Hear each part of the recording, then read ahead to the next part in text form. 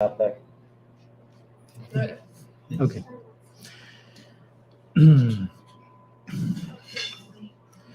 Om Jnana Timirandasya Jnanam Jana Shalakaya Chakshurun Militam Yena Tasmai Shri Gurave Namaha Nama Shreshtam Manumapi Sachiputram Matraswarupam Rupam Tasya Grajamaro Purim Matarim Gastavatim Radha Kundam Girivaram Maho Radhikamadhavasham Praptu Yasya Pratitha Kripaya Shri Gurum Chamnatosmi Vancha Kalpataru Yascha Kripa Sindhu Vacha Patitanam Pavanebhyo Vaishnavebhyo Namo Namaha Nikhila Shruti Mole Ratnamala Diti Nirajita Padapankajanta Aji Mukta Kulairupashyamanam Paritashtam Harinam Samshrayami Anarpita Charim Chirat Karunayavatirna Kaluham Shamar Paidumna Tujvalarasan Subhakti Shriyam Hari Purata Sundara Diyuti Kadamba Sandipitaha Sada Hridaye Khandaresh Purato Va Sachinandana Ajjanulambita Bujjo Kanaka Badato Sankirtanai Kapitaro Kamalaya Taksho Vishwambaro Dvijavaro Jugadharma Palo Vande Jagat Priyakaro Karunavataro Ladini Shakti Swarupaya Gauranga Suridaya Cha Bhakta Shakti Pradanaya Gadadhara Namastute He Krishna Karuna Sindho Dinabandho Jagatpate Gopesha Gopika Kanta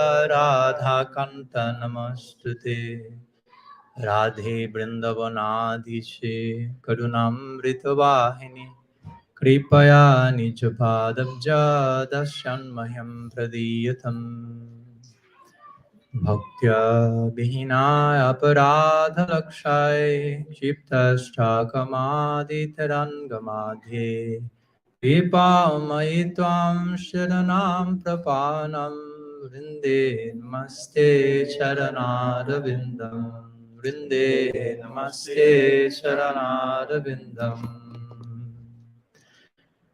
Srila Gurudev ki jai, Sriman Mahaprabhu ki jai, Shri Harinam Sankirtan ki jai, Avirbhava Mahotsava Shri Shri Radha-Ramana ji ki jai, Avirbhava Mahotsava Srila Madhavendra Puripad ki jai, Avirbhava Mahotsava Shri Srinivas Acharya ki jai, Tirubhava Mahotsava Shri Parameshwar Thakur ki jai, Gaur Hari.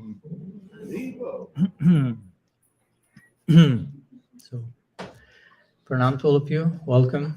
Thanks so much for your presence today. Thanks so much to Amritanam, Langi, and all the team of Flute Songs Farm for inviting us again here, trying to follow the Venugit, the flute song, the clarion call of Sri Hari. So, bringing us all together here. That's the idea. And if the flute sounds somewhere else, we will all run behind that. So today we are celebrating many things, as you have just heard about the overdose of hijais before starting the class. So we are celebrating the manifestation of Sri Sri Radha-Ramana, but also some other appearances such as Madhavendra Puripad, also Sri Srinivasacharya, and also Parameshwari Thakur's Tirubhav Mahotsava. So we will need like a 4-day retreat to speak about all of them. So we have, with all our sadness, have to pick among one of these great events, and we will be speaking about Sri Sri Radha-Raman today. And the appearance, if you want to call it somehow, Avirbhava, manifestation of Sri Sri Radha-Raman. So this is a very interesting topic and quite connected with what we spoke yesterday. Yesterday we were celebrating Sri Nrsimha Chaturdasi, and we maybe spoke about that from a little bit of kind of unexpected viewpoint, trying to emphasize Mahaprabhu and how Nrsimhadev It's an aspect of Sriman Gaurangadev, and how Nrsimhadev expressed himself to Mahaprabhu in so many ways, and we as Gaudiya Vaishnavas actually worship the Nrsimha portion in Mahaprabhu in our golden lion, Gaur Simha. So today I also similarly, although it seems I'm speaking about something different, we're trying to connect, speaking about Radha-Ramana by starting about talking about Prahlad Maharaj, which again, you may ask, what's the connection between Prahlad Maharaj and Radha-Ramana? What's the connection between Santa Rasa and Braja Bhakti, if you will? But it's pretty much connected, especially in the case of Sri Sri Radha-Ramana. As in the same way as we mentioned yesterday, Mahaprabhu was hearing Prahlad Charit from the lips of Gadadhar Pandit hundreds of times, and somehow he was able to connect Prahlad Maharaj's life with, remember what? Which was the deepest meaning why Mahaprabhu was hearing Prahlad Charit? Yeah, because he was deeply cultivating Radha-Bhav, and in Radha-Bhav, in the Parakhi of Sri Radha, she has to go through so many obstacles on a daily basis to make her way to the Abhishar, in the love journey to meet Krishna in the Kunja. So as she has to go through so many obstacles, Mahaprabhu will hear Prahlad Charit and hear and empathize with so many obstacles Prahlad has to go through, and in the ways that is acting as an udipana or an stimulant for Mahaprabhu's own culture of Radha-Bhav. So there is place for connecting. If you have the, if you have the bhav, you can connect everything in a proper way, basically. So today, as Mahaprabhu connected Prahlad Charit with Radha's Parakhiya Bhav, we'll try to follow in his footsteps and try to connect Sri Prahlad Maharaj with Sri Radha-Ramana. So it's very interesting because, for example, in the Srimad Bhagavatam, one of the most important sections of the Bhagavat is called the Bhava Chatur Shloki. And we have the Tattva Chatur Shloki of the Bhagavatam, which are the 4 verses that Bhagavan speaks to Brahma at the beginning of creation. But there's another Chatur Shloki termed by the Acharyas called Bhava Chatur Shloki, which somehow gives the essence of what the Bhagavatam is about, all of which will eventually blossom in the 10th canto. And we find that in a very unthinkable section, which is one spoken by an asura called Britrasura.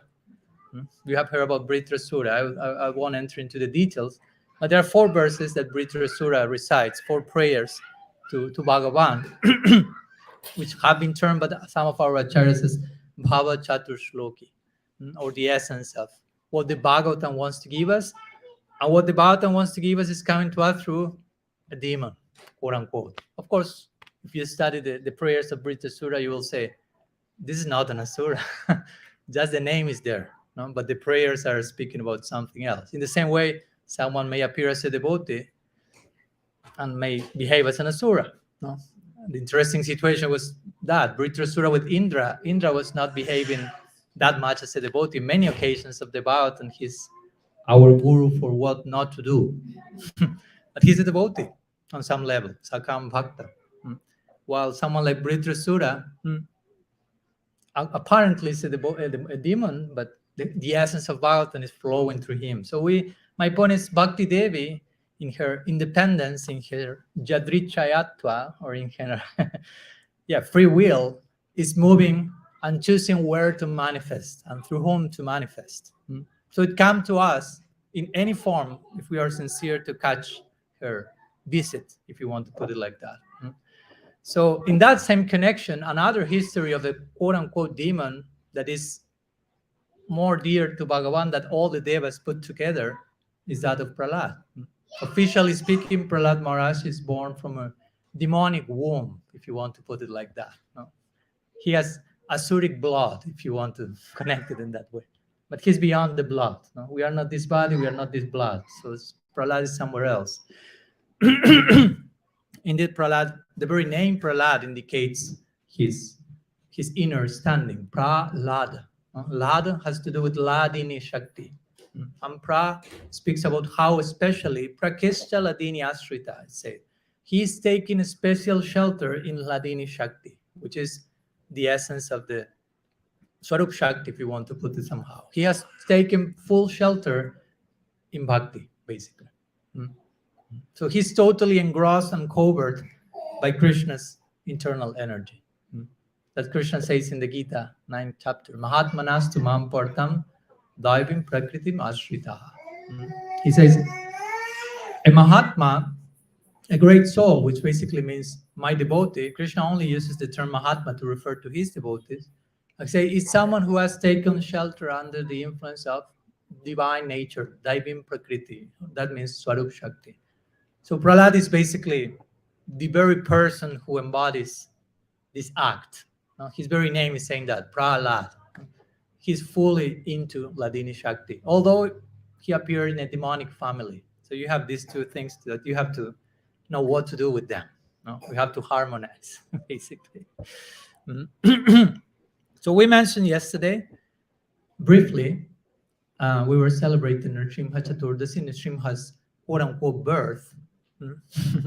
So which was the womb through which Nrsimhadev took birth? What will you say to that question?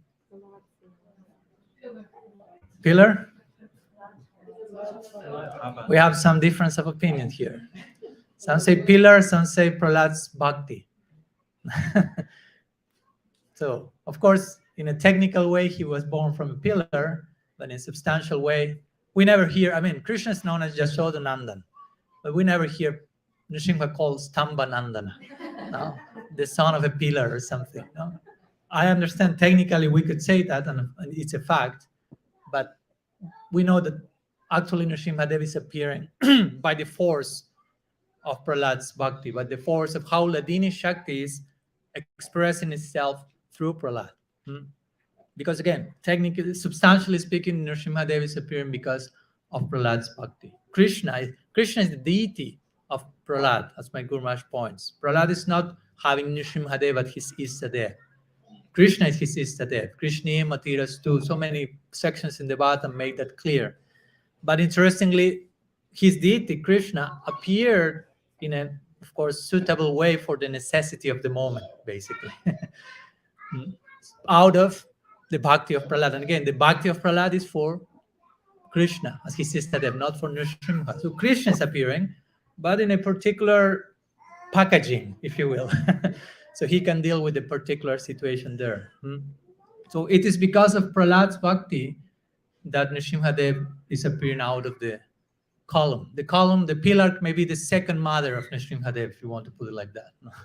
The first mother is Prahlad's bhakti, Prahlad's heart, and because of that, Bhagavan manifests accordingly. And as we briefly mentioned yesterday, and with this I'm trying to connect all this, of course, with Sri Sri Radha-Ramana, but for that to happen, we have to have a glimpse of what's the nature of Prahlad's bhakti.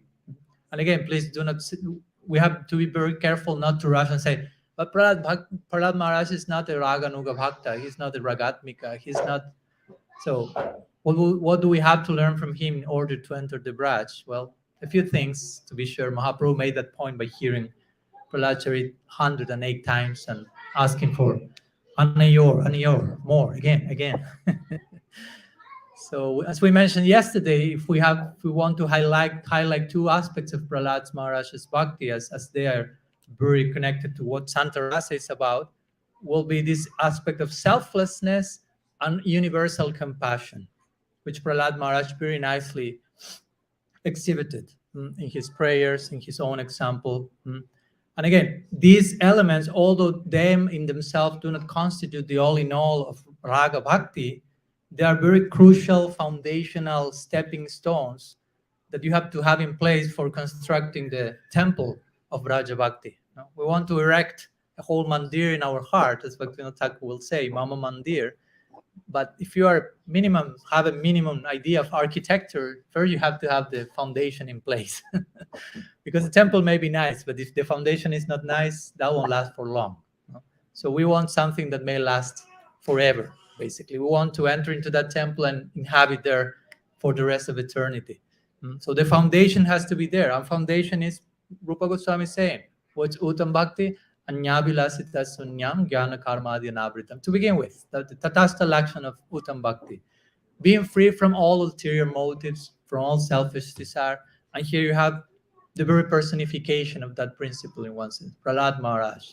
As we know, when Hiranyakashipu was dealt with by Nrsimhadev. He eventually asked Prahlad Asirvad. I mean, he gave Prahlad Asirvad, blessing. What do you want from me? As my Guru Maharaj likes to put it, I'm Bhagavan. I'm famous for giving blessings. So I want to give you some blessing. And Prahlad looked at him and said, I mean, do I have like Vaisya face, like a merchant face? Do you think that I'm worshiping you just for asking you something in return? Do not make my heart suffer in that way. I'm just worshiping you for the sake of yourself. Bhakti for the sake of bhakti. Bhaktya sanjataya bhaktya, says the Bhagavatam. Bhakti comes from bhakti, and bhakti goes to bhakti. That shows the supremacy of bhakti. Bhakti has no other source other than itself, has no other goal other than itself.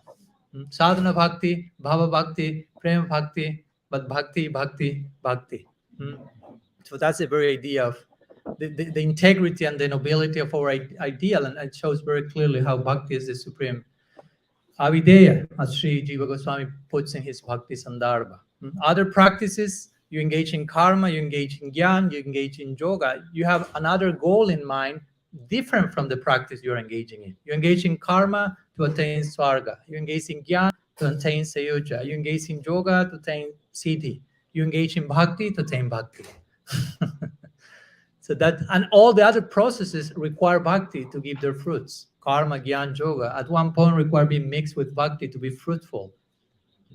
So of course, Srila Jiva Goswami says an intelligent person will think, if every other practice requires bhakti to be fruitful, what if I only engage in bhakti exclusively? That will be, as they say, the real deal, basically. So bhakti is sadhana, and bhakti is sadhya. Sadhya bhakti is sadhana bhakti. So Prahlad Maharaj is replying in that way, showing his selflessness. That's my point. I don't want anything apart from, of course, further bhakti, upgraded bhakti. That's what Rupa Goswami said. Tunde tanda vinira timbitanute tundavali labdhaye karna krodha kadam vini gathayate karunar budevya spriham cheta prangana sangini vijayate sarvendriyanam kritim no jane janita kiyadhiramritaya krishneti varnam dhai. Rupa Goswami said, I don't want anything, but if I can ask something, Krishna, I'll ask something. Okay, what to do? Please give me 1,000 years so to properly honor the nectar that is flowing from those two syllables, Krishna. I don't think 2 years are enough. I don't make injustice to all the nectar that is coming. So give me 1,000 years, please. And then if I can ask something more, if it's possible, it's in the context of being selfless. No? Give me 1,000 tongues. And 1,000 is not 1,000 only, as you know. Unlimited tongues, so I can properly host that divine nectarian descent through the holy name and make justice. I feel that with only one tongue, I'm being an aparadi only. He's singing purely, but he's feeling so much is coming that only one tongue is not able to catch all like nectar and properly honor that. So that's it, the effect. That's a type of prayer in the context of selflessness also. No? I don't want anything for me, but I'm asking all these extra ears and tongues to further engage myself in bhakti, further engage, honor bhakti.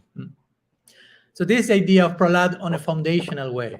Again, I'm not comparing him with Rupa Goswami in every sense, but in a selfless foundational level, that has to be there. He's trying to serve. I mean, sometimes this idea came, we actually are not serving, trying to feel something. We are trying to feel something so we can serve, basically. And we are not trying just to feel something so we can do something with that feeling. I want to feel. No, I want to serve. In order to serve, I need to feel, okay, I want to feel something so I can serve. But I don't want to enjoy bhava. Bhava is not something to be enjoyed. We find these great examples of personalities from ecstasy is dawning on them, and they're cursing the ecstasy because that's getting in the way of their serving. A famous example of Daruka, like taking the upavita and cursing the ecstasy. I curse you. A unique type of curse there.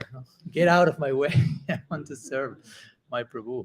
And of course, the ultimate application of this selflessness ends up in Golok.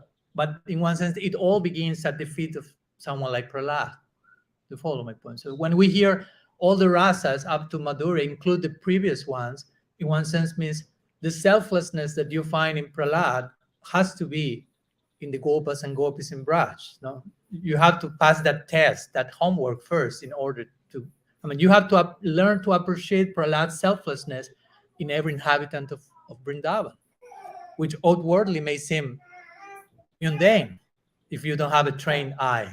You may say this is ordinary, but it's aprakrita, as we know. It seems ordinary, but it's super transcendental, actually. So one side we have this. I said I will briefly analyze this, but what to do? Not getting lost and found in Prahlad's glories. Prahlad Maharaj ki jai. So one side we have Prahlad's selflessness, but on the other side we have universal compassion. These 2 points that I want to emphasize, so we connect from here and go to Radha-Ramana's Avirbhava. So as we know, part of what Prahlad asked was, I don't want anything, do not ask anything from me. But Nrsimhadev insisted, because that's his nature, Bhakta Vatsalya. No? My devotee is my servant, and Bhagavan feels I'm the servant of my devotee. No? In the mutual loving relationship between Bhakta and Bhagavan, none of them feel I am Bhagavan, actually. God's abhiman or self-consideration is, I'm a servant of Prahlad. That's how Nrsimha's psychology is working. I'm his servant. And Prahlad is thinking, I'm his servant. So the two parties are thinking how to serve each other. That's basically the dynamics. So Nrsimhadev insisted, I want to bless you. And Prahlad Maharaj eventually, as you know, he asked, please, okay, I'll have to ask something. Do not allow any selfish desire to come into my heart. So actually, he didn't ask anything for him. And then he said, and please bless my father. And of course, as my Guru Maharaj said yesterday, Nrsimhadev said, that's already done. That's, of course, we know who is Hiranyakasipu ultimately. From the bigger picture, there are gatekeepers in Vaikuntha. But in the context of the Leela and of highlighting Prahlad's, again, universal compassion, he's asking anything for him and asking, please save my father. And of course, if you know the story in a minimum way, Prahlad is asking for the highest blessing for he who we may term my worst enemy in my life, basically. For that person who tried to kill you 108 times, who happened to be your father. So generally, it's not so easy to if I have only one prayer to present to Bhagavan, to connect that with the person who tried to kill me 108 times, the worst possible. But Prahlad is doing that.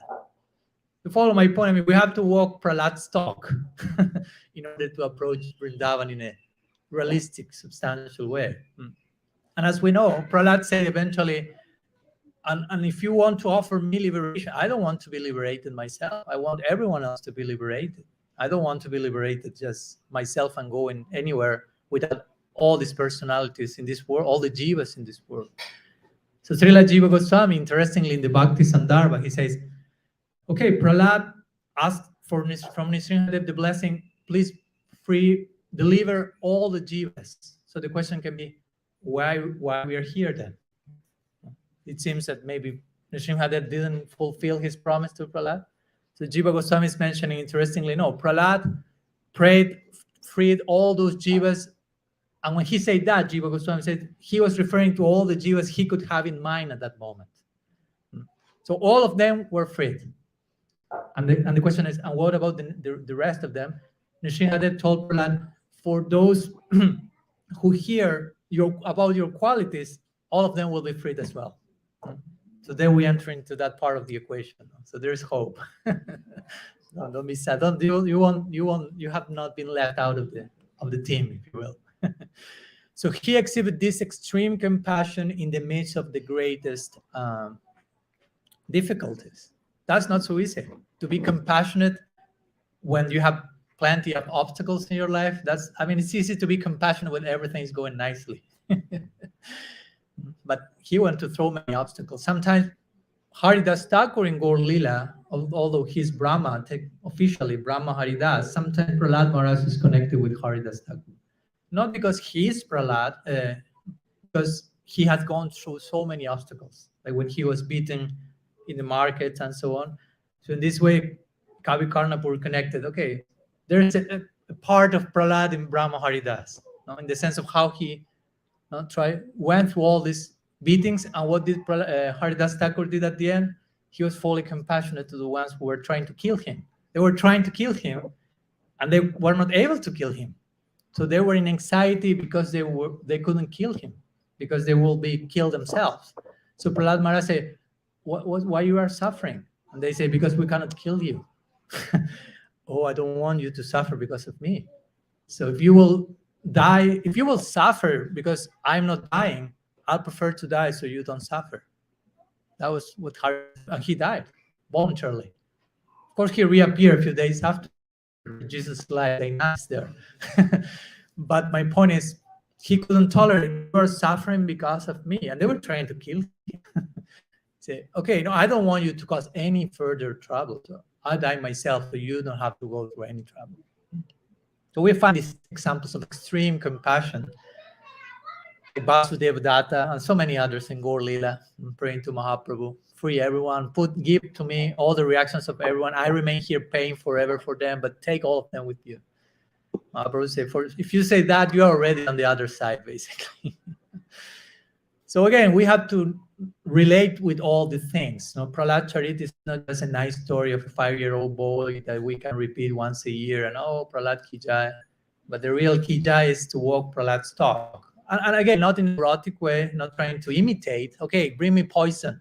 No. And it will become nectar, because, I mean, if you have that faith, we may see a miracle, but again, you have to be on Prahlad's adhikar, basically. So it's important that we exhibit not only Prahlad's selflessness, get closer to that, at least our heart is moved by hearing about that, but also, again, this point of universal compassion, and especially when things are not going according to plan. I mean, comprehensive compassion will be exhibited outside of the comfort zone, technically speaking. From the comfort zone, I mean, which type of compassion is? Because compassion has to do with, there's something that is not inviting you to be compassionate, and nonetheless you are compassionate, basically. So we need to be put to test to see where we are standing in terms of universal compassion, basically. Because again, it's easy to say that, but test, I mean, Kunti Devi prayed for tests. Now we can say she prayed for suffering. I would like to say she prayed for being put to test. Not in a neurotic way, but I want where I'm standing. I don't want to cheat myself and think I'm here while I'm here, or I'm here while I'm here, whatever. I want to know where I am and where I can be eventually. And tests come to show that. So we have to give welcome to all of them. We have to host them. As in India, they say, Atiti Devo Bhavam. A guest has to be treated as if God himself. Technically speaking, the word Atiti, which means uninvited guest. That's even more complicated. Treated like God himself. Why the idea? Because God himself comes to our life as an uninvited guest at every single moment in our life, in the form of tests. So that's an important thing to bear in mind. Okay, Krishna is visiting me through this particular situation that is kicking me out of the comfort zone. So I exhibit universal compassion, among other things. Because again, universal compassion, selflessness, is a preliminary insight before exhibiting whatever. Sneha, Mam, Pranay, Raga, Nurag, Mahava. We cannot even speak about that if these things are not, if we are not work in progress for these things to happen. So we see how our acharyas have exhibited this very perfectly, not only Prahlad, but getting more closer and closer to Sri Radha-Ramana. Our Goswami, they were put under so many obstacles. Sanatana Goswami was burning, trying to join Mahaprabhu, and he was put to jail. Big obstacle. He really wanted to join Mahaprabhu, you can imagine. But he was put in jail. So big obstacle, but the obstacle did not discourage him, but made his longing to grow, the fire of longing to grow even bigger. So if we are properly situated, obstacles will nourish our longing, won't get in the way. Similar with, I don't know, Sri Raghunath Das Goswami, he was not put in jail officially, but he felt his home to be jail because he wanted to escape, and he tried many times, and he was brought back. So all these obstacles coming to the life of our Goswamis were increasing their longing for eventually becoming part of Mahaprabhu's entourage. So in that way, we arrive to Sri Gopal Bhatta Goswami, who is one of his personalities, one of the 6 Goswamis, who also had to go through some interesting dynamics before, if you want to put joining Mahaprabhu, although we will see he in one sense didn't join Mahaprabhu in a practical way. He was not him that much, but we will see how this play out and which was the result of this according to how he behaved. So here we start to connect our story today, no? From Nrsimha Lila, Prahlad, don't lose sight of the bigger thread, from Nrsimha Lila to Gaur Lila now. So again, if we have eyes, we can connect all the things. So we hear Nrsimha Lila, we can be thrown into Gaur Lila and so on. There are so many other connections that we will try to share, but it's important that we develop this sensibility to connect the substance of all these different Lilas. So as you know, Sri Gopal Bhatta Goswami, he was born in South India. He was the son of Sri Venkata Bhatta, who was the head priest of the Rangan temple in the South India, which is the main temple of the Sri Sampradaya. And Venkata Bhatta was the head pujari of the main temple of the Sri Sampradaya. So that's pretty big. And Gopal Bhatta was the son of his. So at one point, Mahaprabhu, long story short, as a sannyasi, he's traveling in his parikram, he's visiting South India, and he stays at one point for Chaturmasya in the home of Venkata Bhatta. Traditionally, sannyasis in Chaturmasya in India, they will stay in one place for those 4 months. So he stays there with Venkata Bhatta. Gopal is there. Venkata Bhatta's brother, Prabodhananda Saraswati. He has another brother, Tirumala Bhatta. But again, Gopal Bhatta, there is a child. So try to imagine you're a 5-year-old or something child, and Mahaprabhu comes and stays in your house for 4 months. That's pretty samskaric. No, you will receive lots of bhakti samskars. Pretty what? Sorry? Pretty what? Samskaric. A play of words. I'm always creating words, like something that creates some scars, impressions, no? Devotional impressions. Of course, Gopal Bhatta is a Nitya Parishad, eternal associate, but in the context of the unfolding of the Leela, he's pretty much like impressed by Mahaprabhu's visit, as we will see.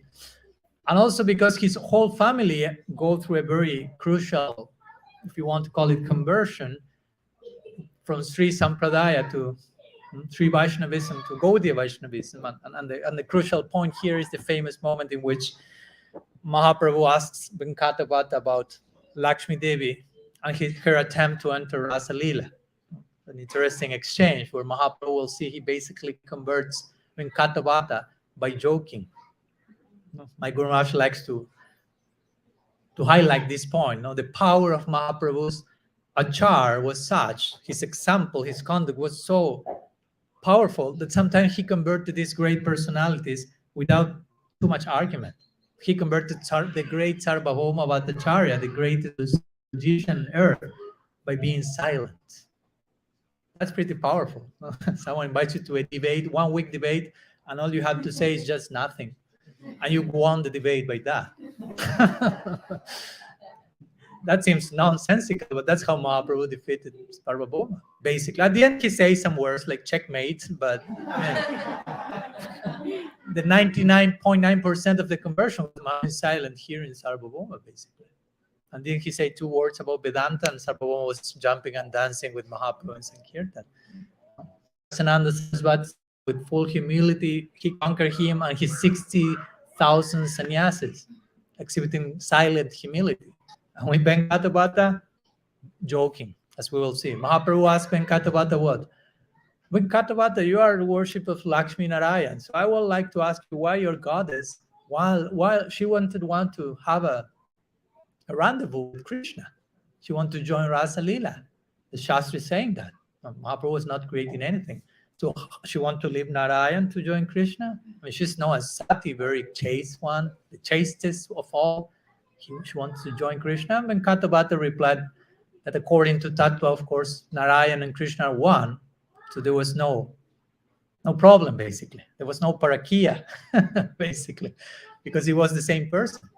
So no problem. Okay. According to Bhava, they are different. According to Tattva, Krishna and Narayan are the same. Vastu, the same entity.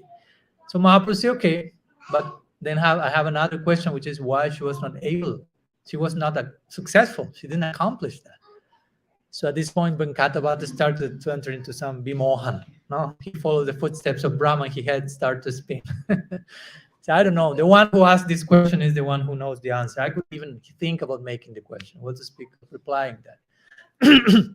As we know, Mahaprabhu then replied, to put it in my Guru Maharaj's words, that Lakshmi was performing extreme tapasya in Belban, trying to attain Rasa Lila, and one day Krishna is coming and seeing the royal goddess of fortune, who is, adorned by Aishwarya from tip to toe, wearing white sari, very, like, how do you say when it's like tore apart, whatever, like this, white,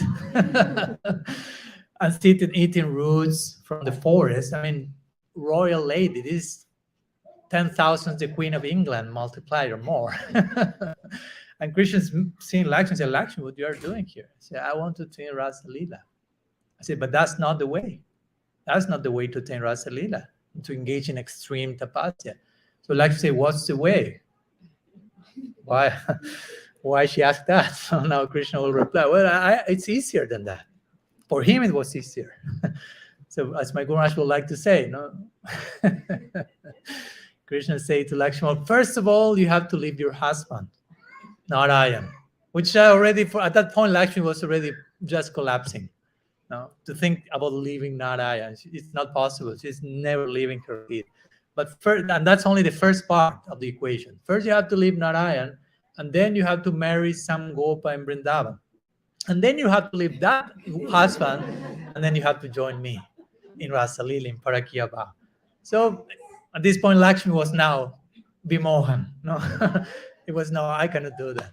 It's not possible. So figuratively to say, still to this day, she's in Belban performing tapasya and not able to enter Rasa Lila, to make that particular point. So my point is, with this, Mahaprabhu is shedding these bhakti samskars, Braja bhakti samskars into Venkatavata and the whole of the family. So Gopal Bhatta becomes really much inspired with this, and he wants to join Mahaprabhu. Mahaprabhu continues a sannyasi, and he was asking Mahaprabhu basically, ask myself as a dakshina to my parents or something like that, no? Because generally when the sannyasi is leaving, what dakshina do you want? No? Tell them that you want me and take me with you or something. He was five years old, something. But Mahaprabhu told him, no, your parents are very special Vaishnavas. Take care of them. And when they pass away, you go to Vrindavan and join Rupa and Sanatan. And eventually we will re-meet again in the future there. So Gopal Bhatta accepts. He shares the plan to his parents, who also accept that he will join them till they pass away, and then he will meet Mahaprabhu. It is said that in the years that came, Gopal Bhatta prepared the first notes for what it will be eventually Hari Bhakti Vilas, which Sanatan Goswami also is connected with that work. But it is said Gopal Bhatta wrote the initial notes, as he did with the Sandarbhas as well, interestingly. But anyhow, that's another conversation. So eventually, Gopal Bhatta's parents leave the world, and he goes to Vrindavan to join Sri Rupa and Sanatan, who were living there at the time. And Mahaprabhu, who was not in Vrindavan, he was in Puri at the time, receives the news. Gopal Bhatta is there, and he sends a gift to Gopal Bhatta. So he sends his Bahirbas, or his kaupin, loincloth, and he sends also his asana, which means, symbolically speaking, that nowadays they are in Radha-Ramana Mandir, getting closer to Radha-Ramana. Bear with me. But they are there. You can have darshan of Mahaprabhu's asana and this gift that he sent to Gopal Bhatta.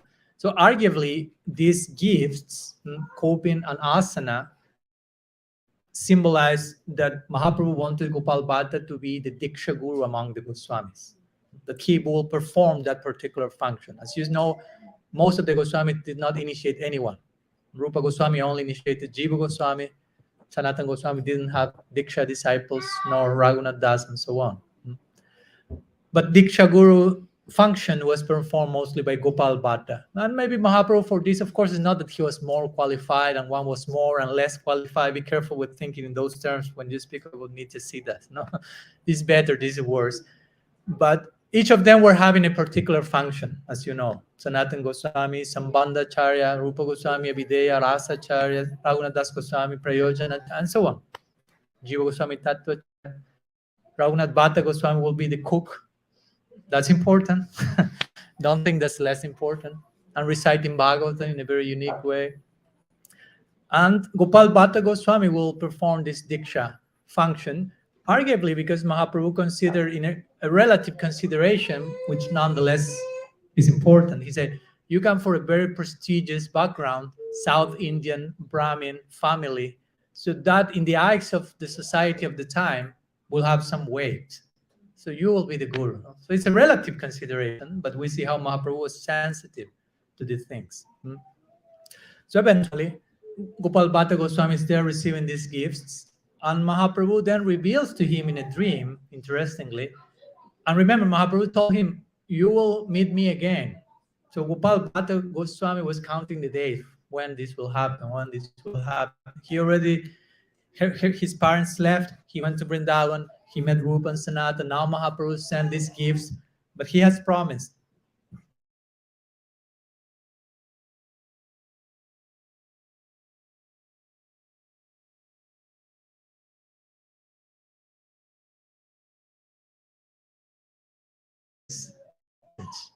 Because you may think to Puri or go to Navadvip and whatever, meet someone, but go to Nepal, it's like, I don't know. I mean, it's close to India, but it's not the Dham or whatever you may idealize.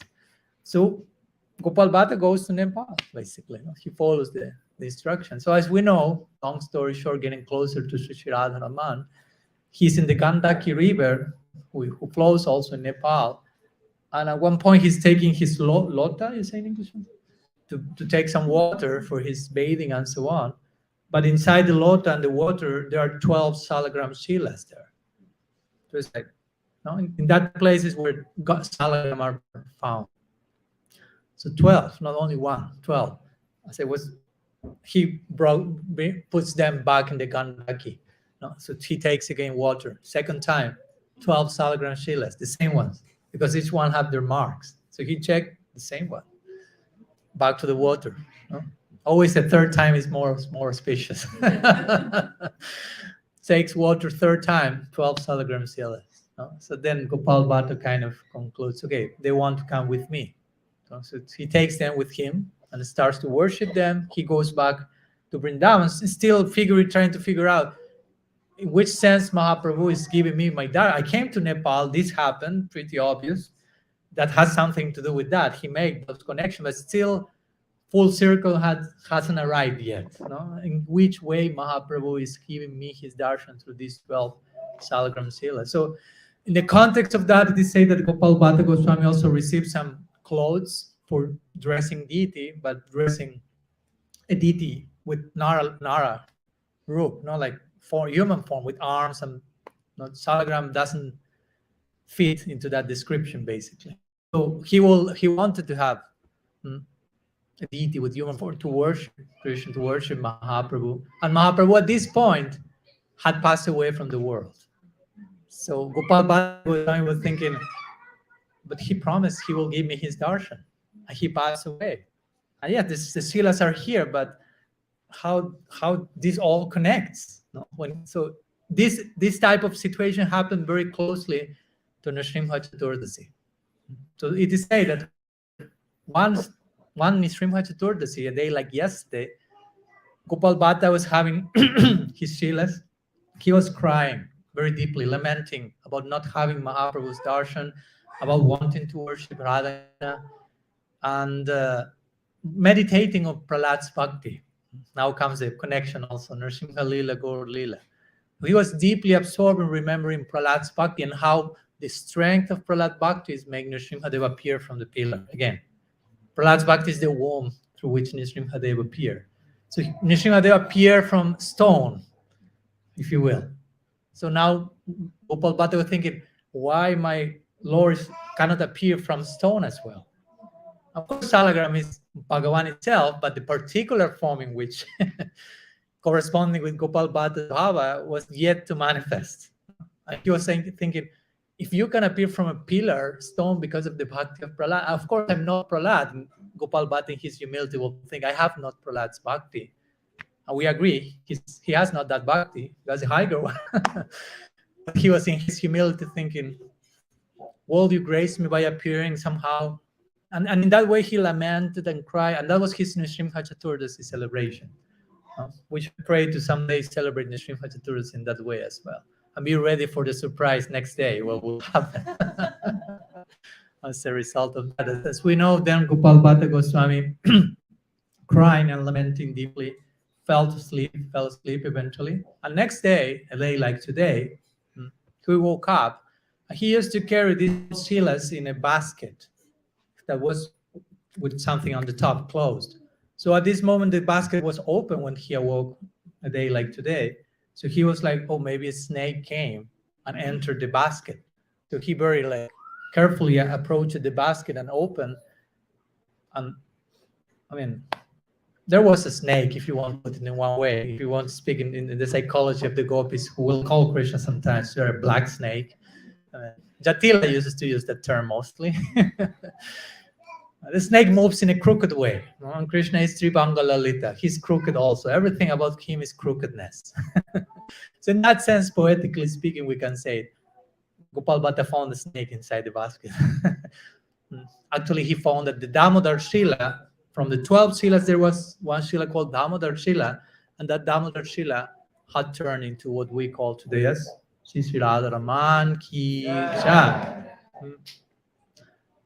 So that's a pretty interesting epiphany for Gopal Bhatta. A pretty interesting reply to his prayers from the last night. I mean, he was really praying. Mahaprabhu really replied to that prayer. That's the point. When you really pray, be prepared for the real result of that. If there's no result, probably we are not praying that really. But Krishna reciprocates accordingly, we know. So that's important. We shouldn't ever doubt he's not doing his job by reciprocating with me. Probably I'm not doing my job by approaching him properly, and that's why nothing is coming probably. So that's part of our saranagati. Rakshishati vishvaso gopritvi varanam. He's protecting me, he's maintaining me, he's doing his job, if you will, in regarding to his devotee. Now, maybe, as we say, my job is to trust that Krishna is doing his job, basically. That may be hard enough sometimes. But our faith should grow in that direction. So Sri Radha-Ramana appears in this unique form, which, as we will see, is not accompanied by Sri Radha, but somehow combining the two. And if we speak about Sri Radha and Krishna combining one form, we could say, we could in some way speak about Mahaprabhu.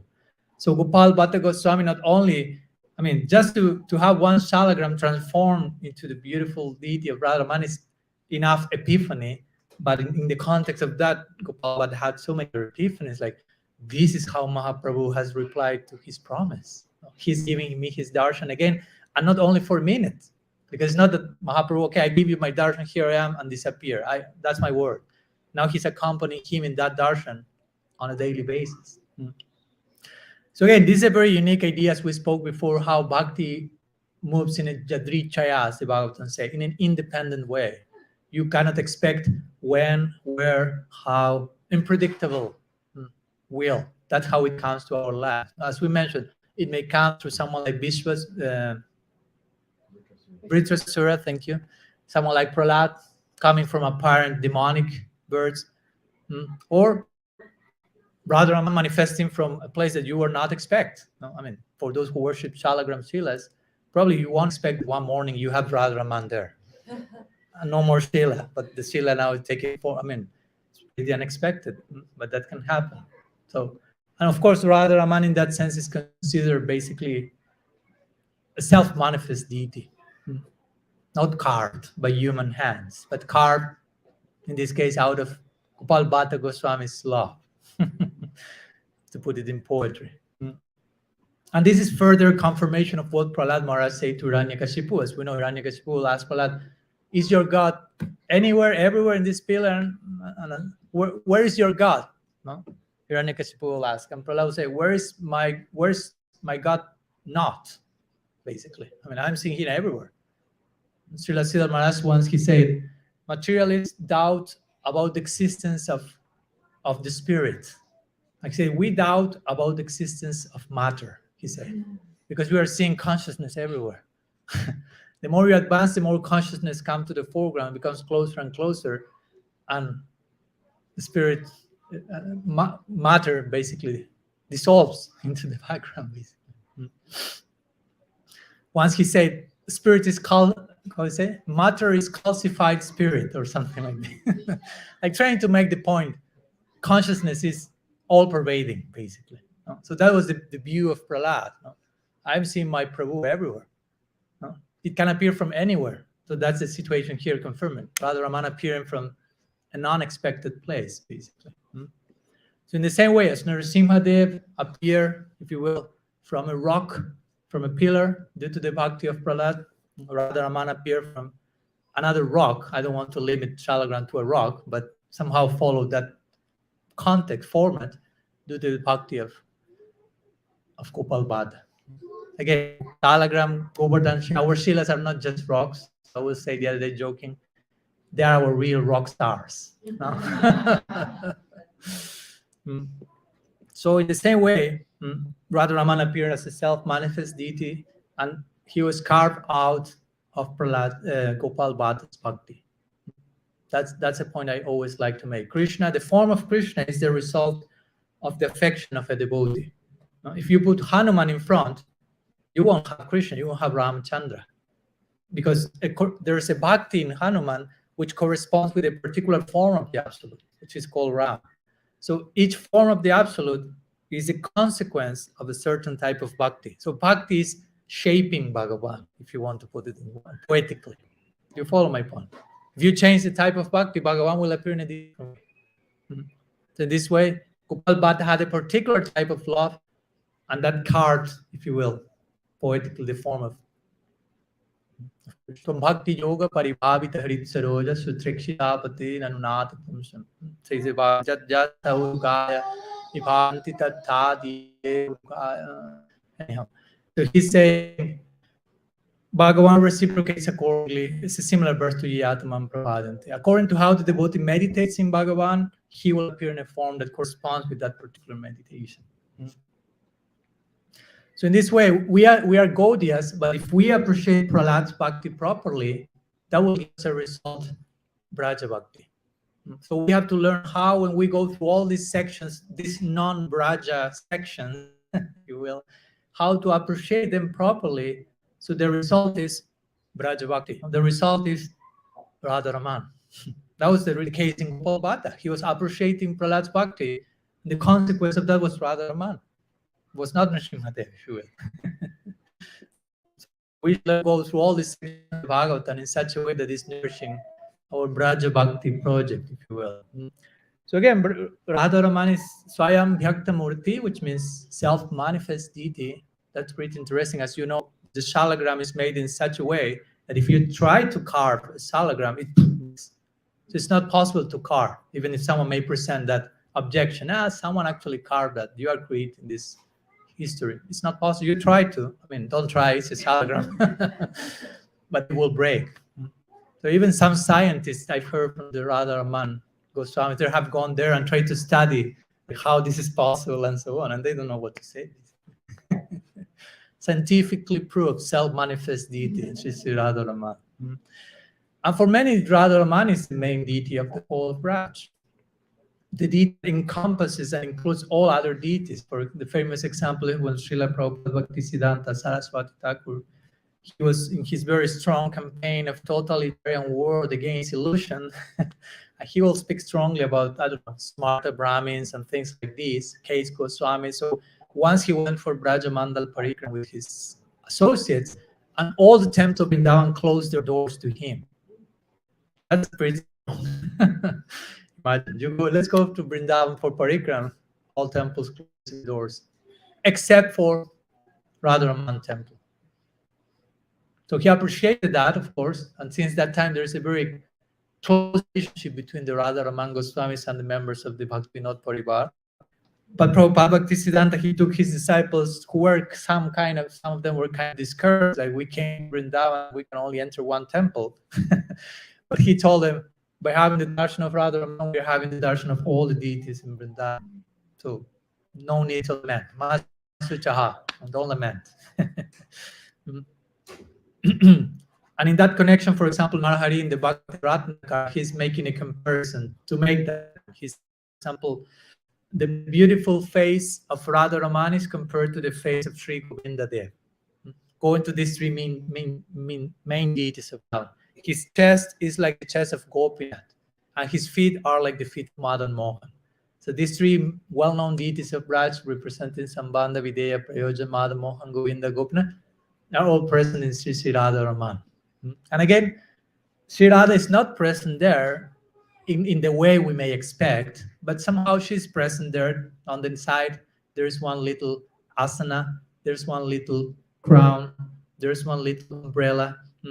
But it is said that the Goswamis and Radha-Raman felt, I mean, there are many ways of explaining this. Now, one of them is, if you want to take Radha-Raman as only Krishna, because Radha-Raman can mean the lover of Radha. It can be a name only for Krishna. Or it can be Radha-Raman, Raman only a name for Krishna, which means the one who enjoys, and Radha included in the equation there. But if you want to see Radha-Raman only as Krishna, they will say, well, Radha-Raman manifested, self-manifested.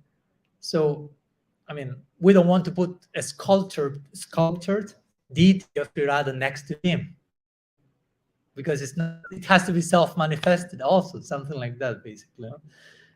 So they have put an asana, an umbrella, just in case she wants to manifest. We never know. We never know. And of course, another way of explaining that is Radha-Raman is Radha and Krishna combined in a particular way. So in that sense, there is no need of an extra Radha. So there are ways, all of the ways we can explain that all of them are equally charming. So there's no problem if you feel more attracted to one and another. And actually, there's one lila in that connection, interestingly, from the time of Swami Padmanabha Devi, Narottam Das Thakur, Srinivas, Gopal Bhatta was also. So one point it is said that Janava Devi brought a golden deity of Sri Radha to join Radha-Raman. And this is Janava Devi. It's not Bhakta Mike, with all respect with Bhakta Mike. So it's a Bhakta is there. We worship that. But my point is, she was the main authority in the whole Gaudiya community at the time, the senior most Vaishnavi for all, unanimously. So she was this deity, but Gopal Bhatta Goswami was there, was still in this world, but he was feeling internally, there's no need to put the deity of Radha, because again, he had this epiphany. Radha and Krishna are there fully combined, so there's no need of separate Radha. But it was Janava Devi, so he wouldn't feel like, no. So he agreed. So the deity was put next to Raman, and but it was put in the evening or something, so all closed. Next day in the morning, no Radha. Eventually, everyone started to look, and Radha was only in one corner of some other room in the whole compound. Like, everyone asking, like, "Did you check what's happened?" And nobody, no. Another form of self-manifestation in which she's disappearing from. So they brought her back to the altar, just thinking maybe some pujari got short circuit and he put the deity somewhere else. But the next day, same situation in some other place, and for many days. So this continued for several days till Gopal Bhatta Goswami has a dream. Interestingly, many times these things are concluded through dreams. And in the dream, Radha-Raman is appearing himself to Gopal Bhatta and saying, that deity, he said, that deity is actually, this is not Radha. She's my sister Jogamaya. And you are putting me to sleep every night with my sister, and I have to kick her out every single night. So you have to take her somewhere else, please. That's Rasabasa. So that's how eventually everyone unanimously concludes, okay. And Janava Devi agrees, okay, Jogamaya. So the deity now is somewhere else, not the Radha-Raman temple. So we see this type of very mystical epiphanies that happen around Radha-Raman. Also something very interesting in connection to Sri Radha-Ramana is like the combination of standards you find in that temple. Because, for example, there's a very unique combination of South India, Jagannath Puri, and Vrindavan. It's a very Brajavasi-like temple. I mean, you can feel that for those who have been there. But also there are many South Indian influences on how the worship is conducted. And this is coming, of course, from Gopal Bhatta Goswami's influence in being born in South India and so on. So that they had a very special standard. Srila Prabhupada himself sent his disciples to learn from the Radha-Ramana Goswamis about Archan. So they conduct itself in a very specific way. And the way cook prasad is very similar to how they cook prasad in Sri Jagannath Puri. They have this like original fire, which is never put down since the very beginning, and they cook all with like clay pots and all this type of standard, very much Jagannath-like. And the prasad of Sri Radha-Ramana also is very, very special for those who have that chance of honoring it. So this way also, not only the deity itself, but the temple and the mood of the temple and the worship of Sri Radha-Ramana includes this very unique blend of influences from these very interesting places, Vrindavan, South India, and Jagannath Puri. And as you may know also, along with Srimati Brinda Devi, Sri Radha-Ramana is basically the only deity in Vrindavan who never left Vrindavan. Because as we know, most of the other deities had to be taken to mostly Jaipur, Radha Govinda, Radha Gopinath, Radha Madhav Mohan and Karoli, because of Muslim invasions at some point. But somehow Radha-Ramana make himself its way to remain in Vrindavan. It's small, he some, but he always remained at home, if you will. Of course, Radha-Ramana itself it's Krishna, and Krishna is, as we like to say, Krishna is God at home, or Gaudiya conception, while Narayan is God in the office, basically. God being the cosmic administrator and dealing with so many things. But Krishna is God at home. No? Like the very famous example is, if you are, I don't know, that's Vishwanath Thakur gives this example in Raga Varma Chandrika. He says, like the president, he said, like the king. Let's update the version nowadays. The president of a country. So when the president goes to the White House, he will be treated in a certain way. No? Aishwarya will be there. No, everything is. I mean, nobody will say, "Hey, buddy," and make them. I mean, he will lose minimum, probably his head as well. Cannot raise and throw him to the ground and make jokes with him in the White House. That's not supposed to happen. So there's a certain way of treating the president. But when the president goes home, back home, maybe his grandson is waiting there. And for the grandson, in his psychology, the president is not coming. Grandpa is coming. And I can jump on him and make him play with me. And he's not thinking about this powerful person that can press a button, throw an atomic bomb to the other continent and make it disappear. He say, I will throw you to the ground now. He's waiting behind the door, and the president enters, and the grandson jumps, and now to the floor, a snake. No? So this president, totally powerful person, is like, no, making his way, trying to be a snake on the floor by the power of love of that 5-year-old boy that is. At that moment, he forgot he's a president. He forgot about atomic bombs and all these issues he's pretty much occupied with. He's just thinking, I am grandpa. That's his abhiman, that's his being. And in a substantial way, that's even more true than I am the president. That's comparatively boring and external.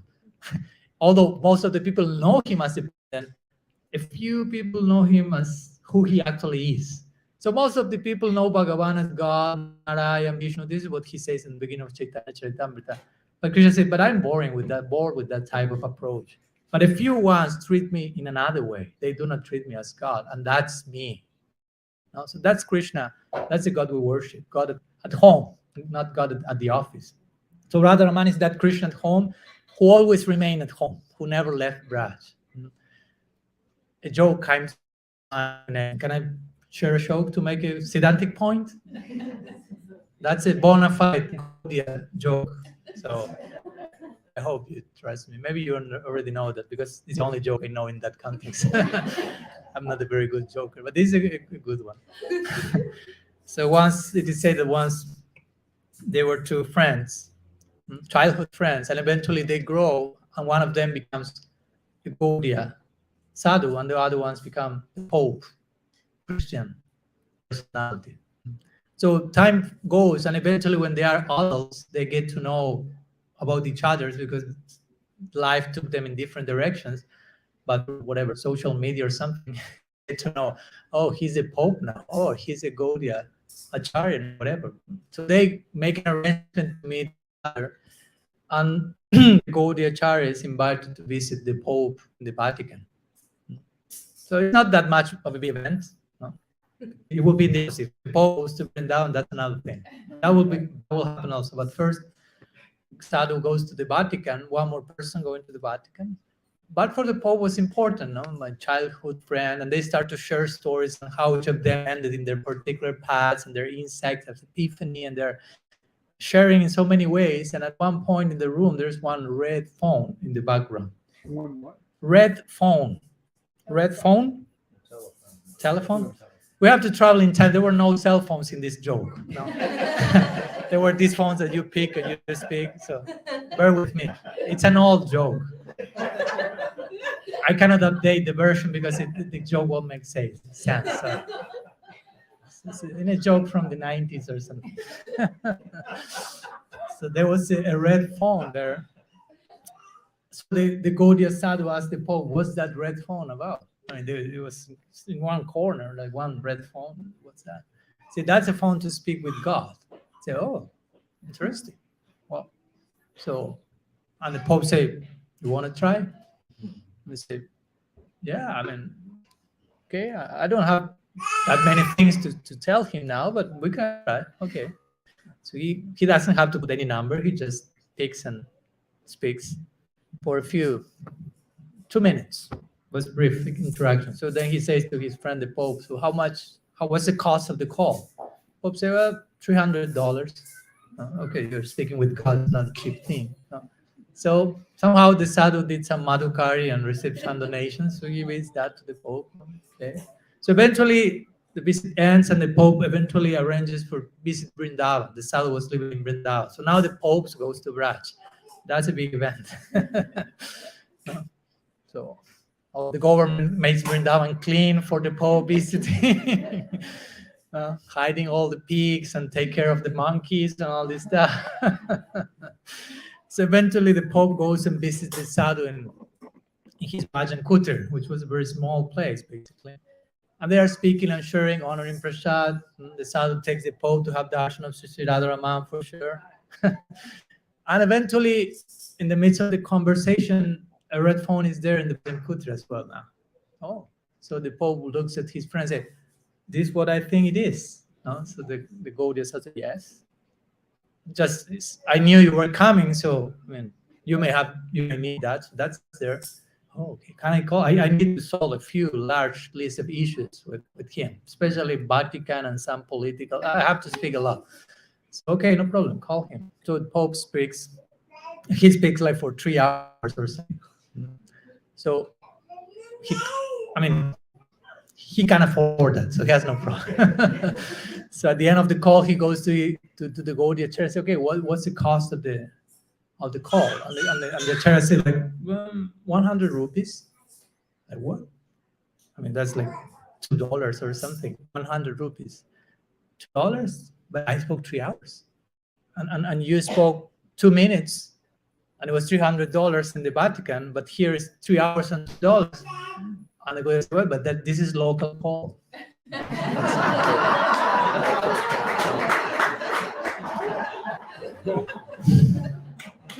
So that's the God we worship, God at home. That's a call.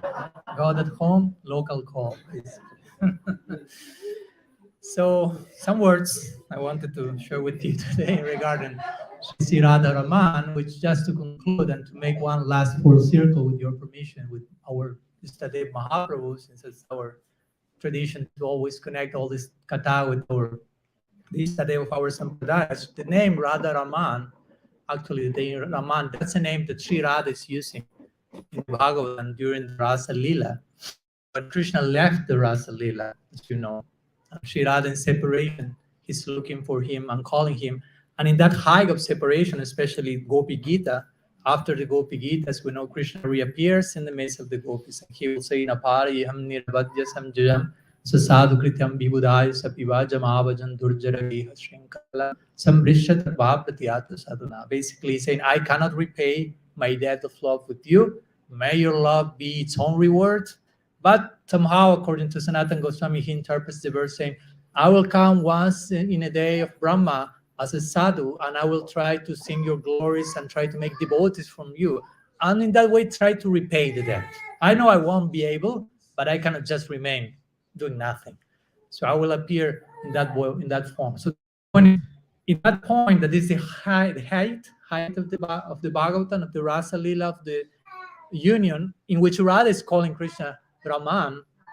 In that high point, Gaur Lila is manifesting, blossoming out of the lotus of Krishna Lila.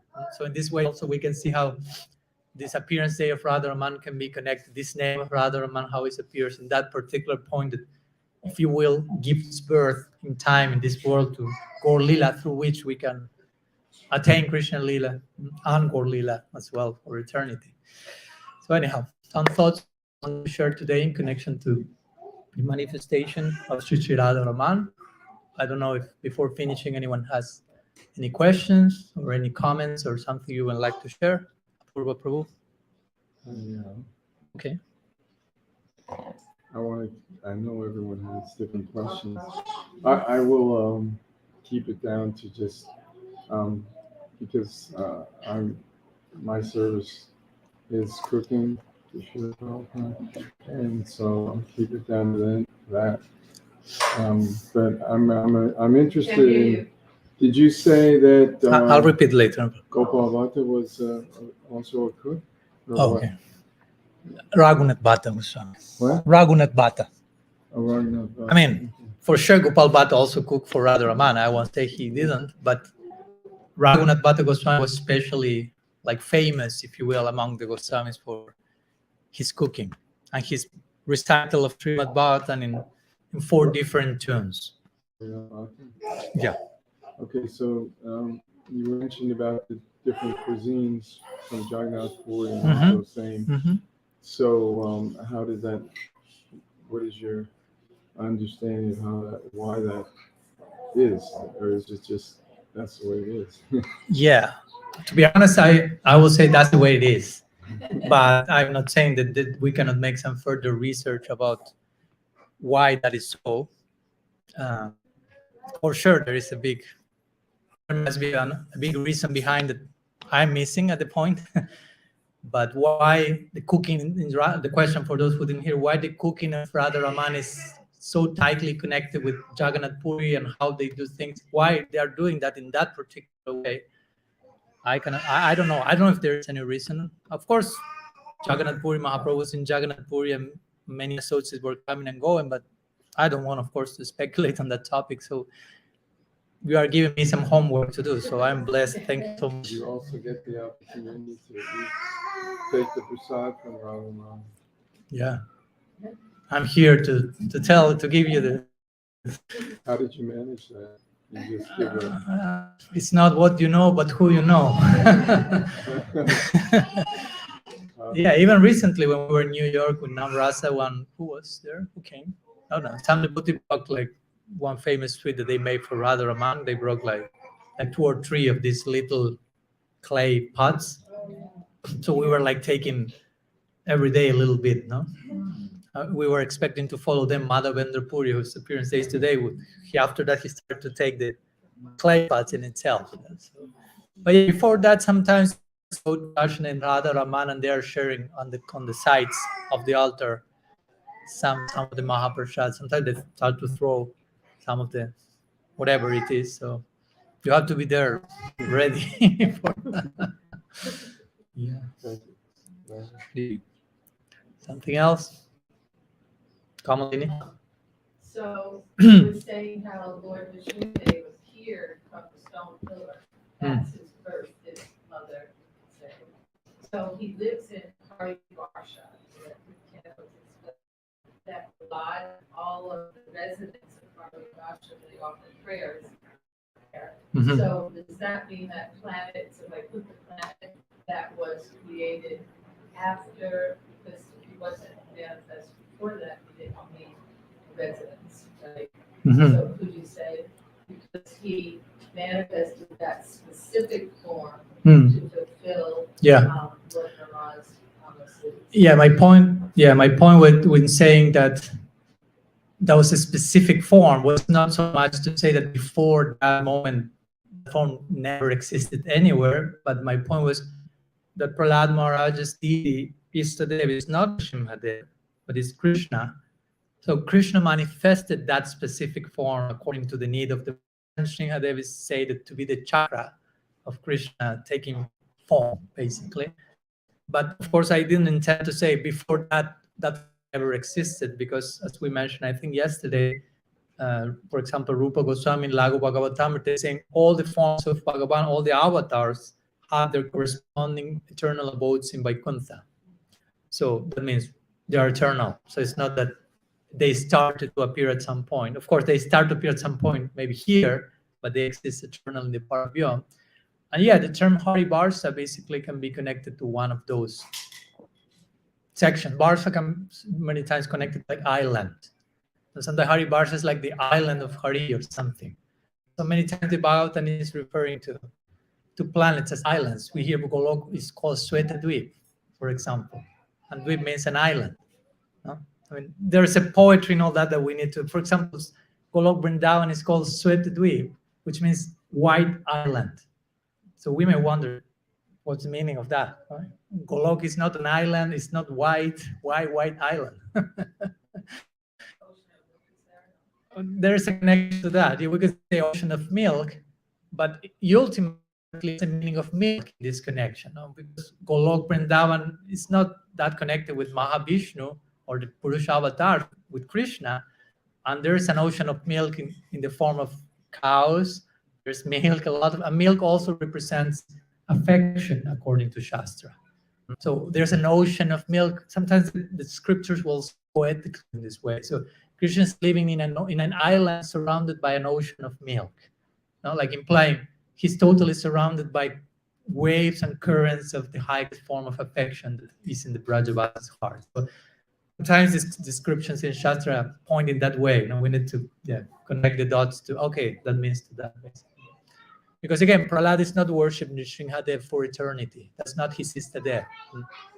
So. But it seems everybody there, the demigods, Mm-hmm. and also Lakshmi, Mm-hmm. they're like, and Radha-Ramana, like, what is this? Who is this? We never saw. It appeared that they were not familiar with that. That's fun. Yesterday I was seeing a video that someone asked the same question to Bhakti-Rakshita Dev Goswami, specifically to Lakshmi. Like, why Lakshmi said, like, I never saw this form before, or I'm even afraid of that. And he nicely mentioned, I mean, we can reply in many ways to that. I'm just quoting what he shared. He said that was to highlight the position of Prahlad Maharaj. Was the only one that was able to appease Nrsimhadev. It's not that if Lakshmi will get closer, Nrsimhadev will have killed her. No, I mean, it doesn't make sense. But she expressed herself in such a way so that the position of Prahlad will be highlighted among all. Because in one sense, technically speaking, Lakshmi Devi is above Prahlad. That Lakshmi Devi represents Dasya Bhakti, Prahlad represents Santa Bhakti. But at that specific moment, the arrangement was for Prahlad's glory to be like the spotlight will be on him. So he will be the one to get closer, jump, and Nrsimhadev starts to lick Prahlad like a kitten, basically. No? So basically that will be the idea. Because again, eternally speaking, Nrsimhadev has his Vaikuntha planet, and Lakshmi Devi is accompanying him there. So it's not that she doesn't know. Of course, we can also say sometimes in the dynamics of the earthly lila, eternal associates for some moment do not know something. Like, I don't know, what we were saying yesterday, when Mahaprabhu is showing us Nrsimhadev and Srivas Pandit thinking, But he said yesterday that no non-jiva can be Bhagavan. And now he's saying that he's Bhagavan when he's knocking on my door. That who you are worshipping is knocking your door.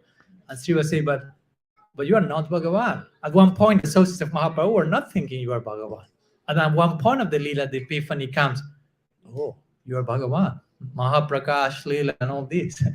But they are eternal associates at the point. I mean, they eternally are with him, but in the chronological unfolding of the Leela, they seem not to know, and they seem to gradually get to know. So we could say something also in connection to this situation. I never seen this, and now I'm seeing that, how that plays out in the chronology here on Earth. Okay, yes, Krishna. Thank you so much.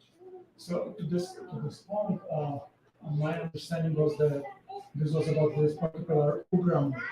That Lakshmi that was familiar with Lord Nishingadev, original form, but the Lord Nishingadev manifest was just for this particular. Yeah, that's another point that we can add to the whole thing, because in Vaikuntha, Vaikuntha means no anxiety. So you imagine if Nrsimha enters in Ugra, you have to change the name of the planet, Sakunta, full of anxiety. Everyone will be like, what's going on here? No, so that's not happening in Vaikuntha. But on Earth, Nrsimha had to enter into that mood in order to do what he had to do. Remember the whole, and that's interesting because this connects with the very initial background to the Nrsimha Leela, which is what? Narayan wanted to taste Vida Rasa. Remember? Narayan in Vaikuntha wants to taste chivalry mood. That's what he wants. But he doesn't have anyone in Vaikuntha to have a good fight. Because everyone is Shanta, peaceful meditation on Dasya, servitor mood, and Narayan wants to fight. Imagine, no? Narayan goes to some servant in Vaikuntha, I want a good fight. He said, no, my lord. And he cannot fight with anyone because he wants to taste Vida Rasa. And Rasa can only be tasted by Bhagavan in connection with his devotees. If not, there is no Rasa. So some devotees had to enter into that mood to give him that experience. So there we have Jai and Vijay offering themselves, and then the Kumaras came, they cursed them, and they fall from Vaikuntha, quote unquote. Another discussion altogether. No, they fall from Vaikuntha. And eventually that takes place. And Hiranyakashipu is one of them. Hiranyaksha, Hiranyakashipu, Ravan Kumbhakarna, Dandabhakra Sinsupala, and then encore appearance, bonus track, Jagai Madai in Korlila. But again, all that has to do, he has to enter into that mood because he wanted to taste that. And in that context, yes, Krishna nicely pointed, Lakshmi Devi. Narayan is not having a good fight in Vaikuntha. So Lakshmi Vaikuntha never sees that. I think she did say, I never see my Lord in this.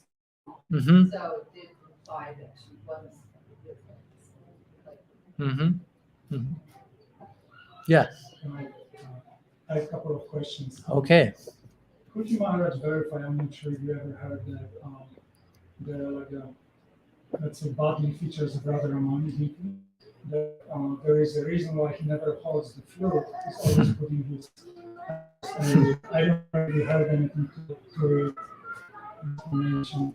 Yeah, like different explanations given. Some of them, of course, more confidential. Others, and even some of them, the Goswamis of Radha-Ramana will say that they reveal during initiation in their lineage that the most esoteric reason why that is so is revealed among them, but they won't share that unless you are initiated into their lineage.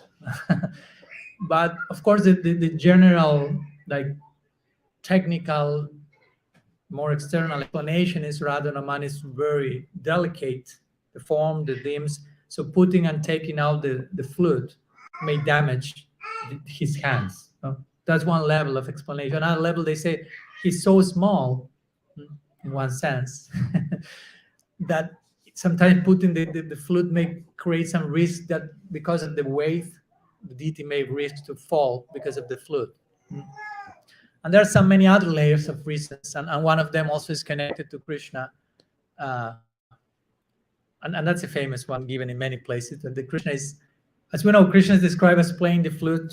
Jiva Goswami in the Gopal Shampoo, he describes Krishna plays. He's practicing his flute playing. I mean, he's pretty good from day one, but nonetheless he's practicing the enchanting effects.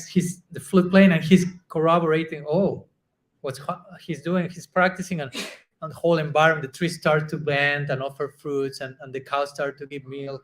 You say, wow, this is pretty amazing, the effects of this flute. He practices more and more because he wants to get his PhD in flute playing, which has to do, of course, with fully capturing Radha's heart. So it that he practices and practices, and of course, eventually he gets to capture Radha's heart. But as you know, this is totally reciprocal, and the end of the day, the one who conquers over him, no? One of her names is Jayashri, which means basically the goddess of victory, and that's why Gaudiya's mostly cite to that place, like the very end of the. Sorry, since I'm sidetracking, I'm returning for a minute.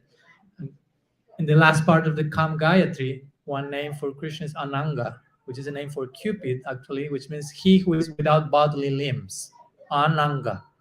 But Krishna is also known as Ananga, which means it doesn't mean that he becomes burned like Cupid, which Shiva did, and becomes ashes. It means that when he becomes pierced by Radha's love, he becomes so much affected by that. He becomes Ananga. He becomes unaware of his bodily limbs. That means he's fainting by the impact of Cupid's arrows in the forms of Radha's love to him. So he loses consciousness of himself, and what to speak of playing the flute. I mean, he's gone. So the end is, and of course, we worship that. That means the victory of Sri Radha, basically. No? And Krishna is defeated, falling on the ground. So the idea of Krishna, Radha-Ramana not having the flute has to do with this. No? At one point, he becomes so much enchanted by Radha's love that he's playing the flute, no? And practicing. But at one point, he becomes so much absorbed in Radha's love that his fingers keep doing like this, but the flute had fell altogether, basically. No? So he ultimately is a praise to the impact of her love on him. So he continues moving the finger. Like you see, now the hands there. He's playing. He thinks he's playing. The flute is somewhere else. And of course, sometimes this is connected with the Bamsi Chor Lila, where this gopi steals Krishna's flute, and that's another series of Leelas only in that particular connection, stealing Krishna's flute. But for stealing Krishna's flute, you have first to take the flute. So how to do that? And this is one of the ways. The law of the gopis is such that it happens by itself. So the flute starts like to fall, and Krishna just thinks, I'm playing so nicely, and playing. But flute is a long way from me. So that there are some degrees of those explanations. For sure, there are many more, but one question? Okay. I appreciate your point on the beginning you made about that the test need to be unexpected to be like a truly viable test. Could you elaborate a little bit to the point of our individual adhikar and all the mental capacity, our limitations? Because often we hear that Krishna gives us a test which we can conquer, but often we don't. And like example you made a little bit later about Lakshmi, who wanted to enter into Krishna's pastimes, and she was not able to overcome the test which Krishna gave to her. Yeah, we could say that Lakshmi was not willing to adopt the necessary sadhana to attain that. It's not that Krishna made that impossible for her. The point of the Leela is that, I mean, she tried to attain Braja without practicing Raganuga Bhakti, basically, without following Ragatmika, but just engaging in tapasya. So that's not the way. Like the point is, every sadhya has a corresponding sadhana. So if you want to attain a particular sadhya or goal, there's a corresponding sadhana. It's not that I engage in any sadhana and I will converge in Golok. Krishna is not that cruel. You follow? I mean, if you don't want to, I mean, you have to. Krishna won't send you to a place you don't want to go.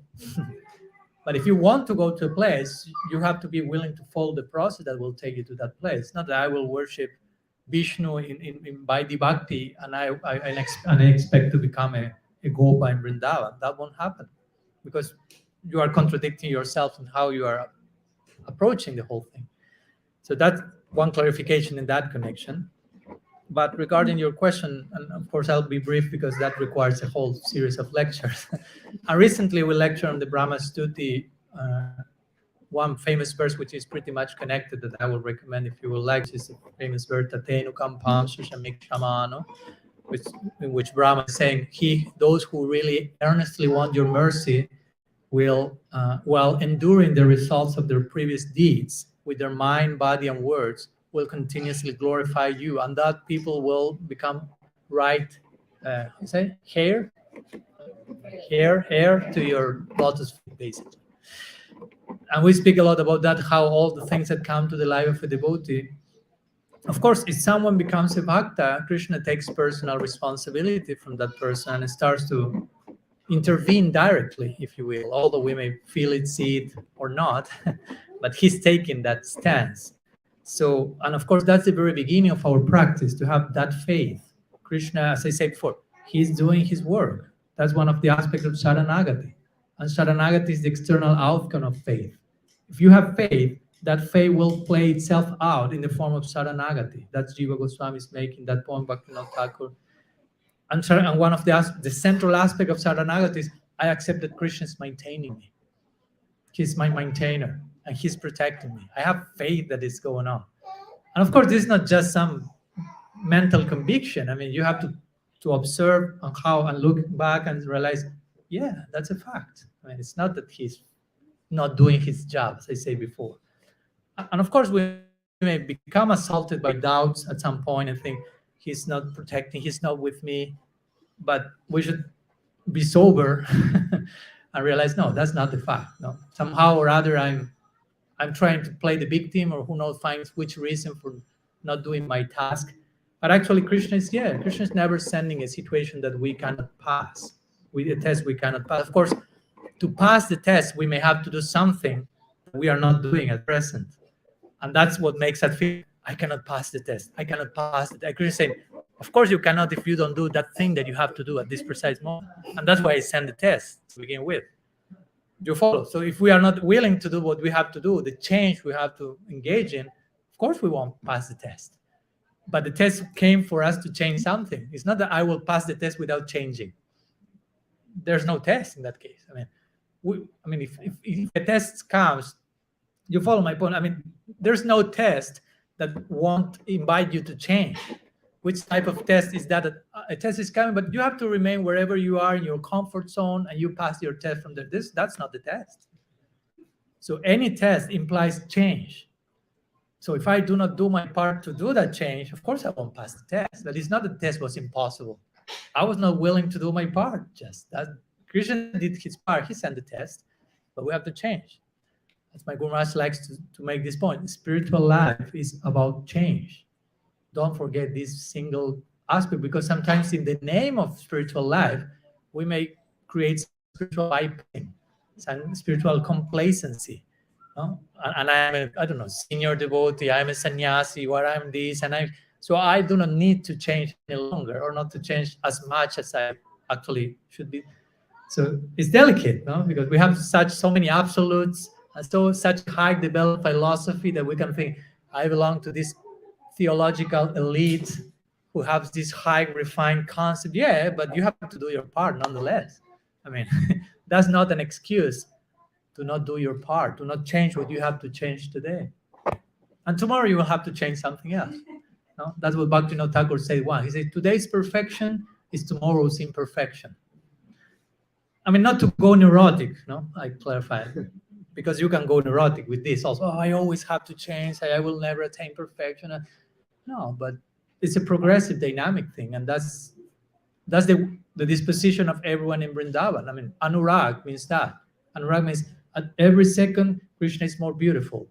And at every second, all the devotees increase their love for him to serve that increased beauty.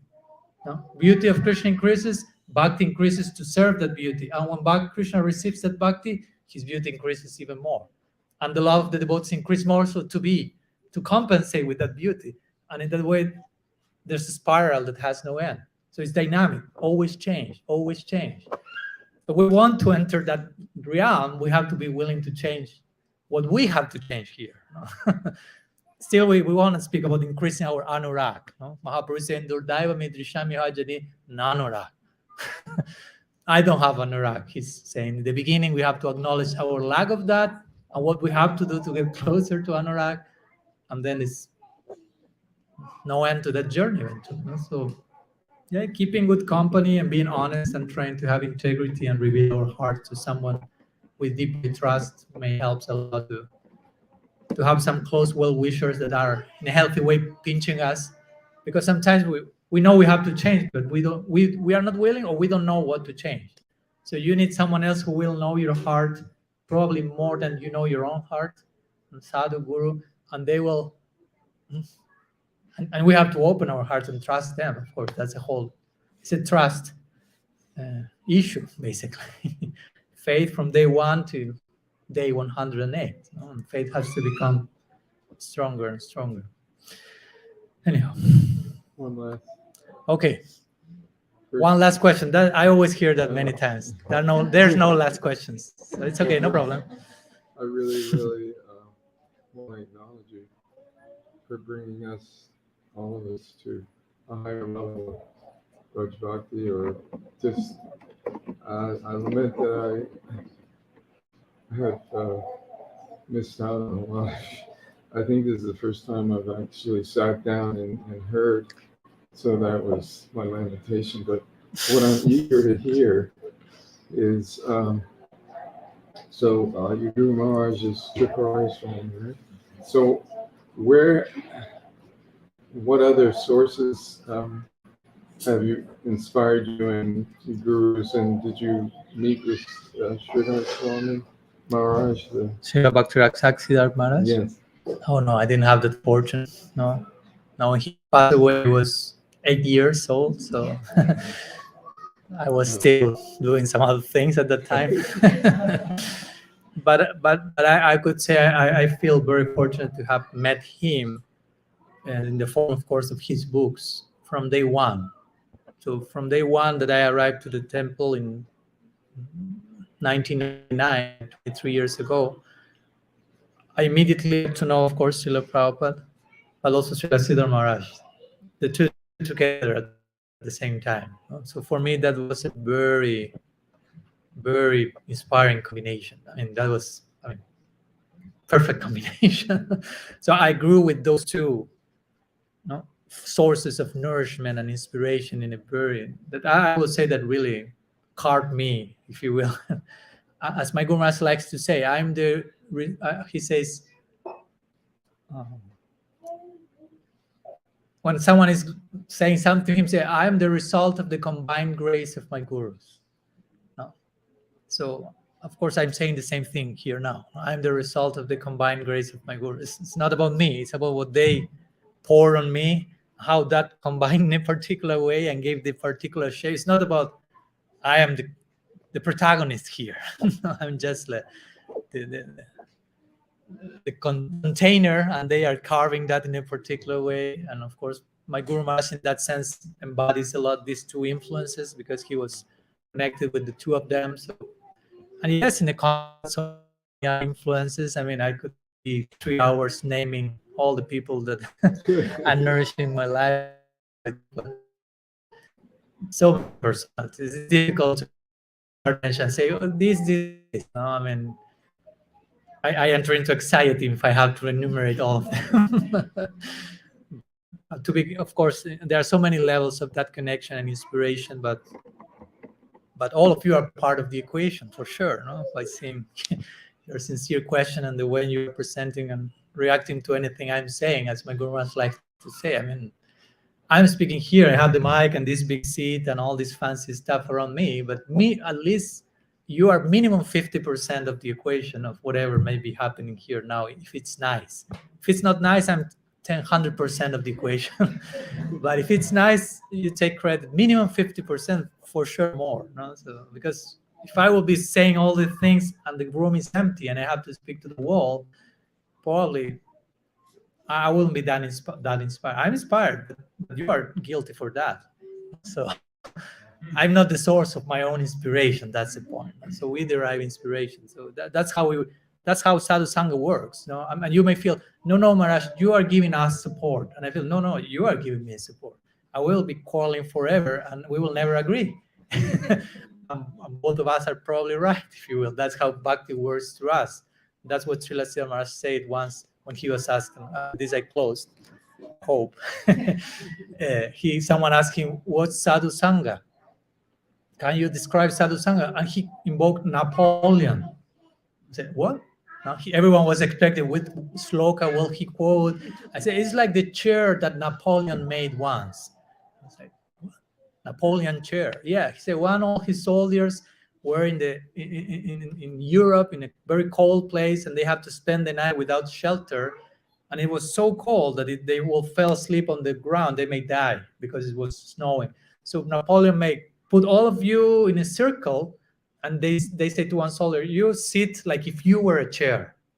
And the next one in front, you sit like if you were a chair, and all of you in the same way. So one was being the chair for another one, and another one was being a chair for that person. So one was giving support to someone, but was receiving support simultaneously. So he said, that's sadhu sangha. No? So one is feeling I'm being nourished and being supported, but the other person is feeling someone is giving me nourishment and support. So that's Paramaravi. So that's how the magic comes to us. So thank you so much for extending your magic to me as well. That's mercy. So Thank you so much for giving us. Srila Gurudev ki jai, Srimad Mahaprabhu ki jai, Shri Harinam Sankirtan ki jai, Shri Shri Radha-Ramana ji ki jai, Gaur Bhakta Vrinda ki jai, Gaur Premanand Hari. Vancha kalpatarubhyascha kripasindubhye vachapatitanam bhavanebhyo vaishnavebhyo namo namaha. Ananta koti vaishnava vrinda ki jai, Gaur Hari Bol.